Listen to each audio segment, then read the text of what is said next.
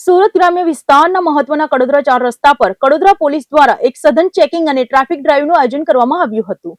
National હાઈવેથી Surat શહેર તરફ જતા માર્ગ પર પોલીસે ફોર વ્હીલર સહિતના શંકાસ્પદ વાહનોનું બારીકાઈથી ચેકિંગ હાથ ધર્યું હતું. સુરત જિલ્લાના ગ્રામ્ય વિસ્તારોમાં કાયદો અને વ્યવસ્થાની સ્થિતિ વધુ સુદૃઢ બનાવવા તેમજ ટ્રાફિક નિયમન જાળવવા માટે પોલીસ એક્શન મોડમાં આવી છે. કડોદરા 4 રસ્તા એ સુરત શહેર અને ગ્રામ્યને જોડતો અત્યંત વ્યસ્ત અને સંવેદનશીલ વિસ્તાર માનવામાં આવે છે. આ જ માર્ગ પરથી રોજ હજારો નાના મોટા વાહનો પસાર થતા હોય છે, જેને ધ્યાનમાં રાખીને કડોદરા પોલીસ દ્વારા અચાનક એક સઘન ચેકિંગ ઓપરેશન શરૂ કરવામાં આવ્યું હતું. કડોદરા પોલીસની અલગ અલગ ટીમો દ્વારા નેશનલ હાઈવેથી સુરત સિટી તરફ જતા મુખ્ય માર્ગ પર કડક નાકાબંધી ગોઠવવામાં આવી હતી. અહીંથી પસાર થતી તમામ શંકાસ્પદ ફોર વ્હીલર લક્ઝરીઝ ગાડીઓને રોકીને પોલીસે તેનું ઝીણવટભર્યું સર્ચ ઓપરેશન હાથ ધર્યું હતું. પોલીસની આ ઓચિંતી કાર્યવાહી અને કડક વલણને પગલે નિયમોનું ઉલ્લંઘન કરતા વાહન ચાલકોમાં ભારે ફફડાટ અને હડકંપ મચી ગયો હતો. આ ખાસ ડ્રાઈવ દરમિયાન પોલીસે વાહન ચાલકોના લાયસન્સ, રજીસ્ટ્રેશન બુક સહિતના જરૂરી દસ્તાવેજોની ઝીણવટભરી તપાસ કરી હતી. આ ઉપરાંત જે ગાડીઓ પર નિયમ વિરુદ્ધ કાળા કાચ એટલે કે બ્લેક ફિલ્મ લગાવવામાં આવી હતી, તેની સામે પોલીસે કાયદેસરની દંડનીય